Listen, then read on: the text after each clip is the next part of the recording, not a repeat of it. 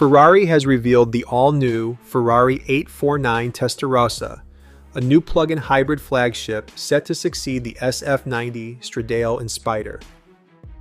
At the heart of the new Testarossa is an updated version of the 4-liter twin-turbo V8 engine, now delivering an astounding 830 horsepower thanks to upgraded cylinder heads, a larger turbocharger with F80-derived low-friction bearings, titanium internals, and high-performance exhaust and intake systems.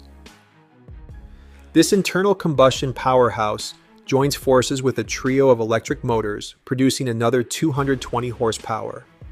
Two of these motors drive the front axle with torque vectoring and all-wheel drive dynamics, while a rear-mounted unit, honed through Formula One expertise, adds even more thrust and responsiveness.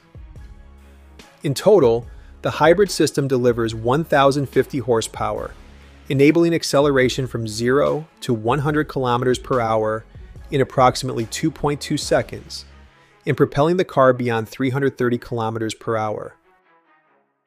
An 8-speed dual-clutch F1 gearbox is the only choice available. Interestingly, those who want to run the 849 Testarossa in EV mode will only get power to the front wheels and be limited to 80 miles per hour.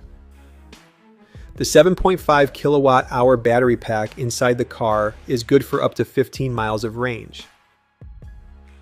Buyers can choose between a Coupe, an open-top Spider, and an exclusive Assetto Fiorano variant that cuts approximately 30 kilograms through the use of titanium and carbon fiber components, track-optimized aero, multimatic dampers, and the Michelin Cup R2 tires for supreme circuit performance.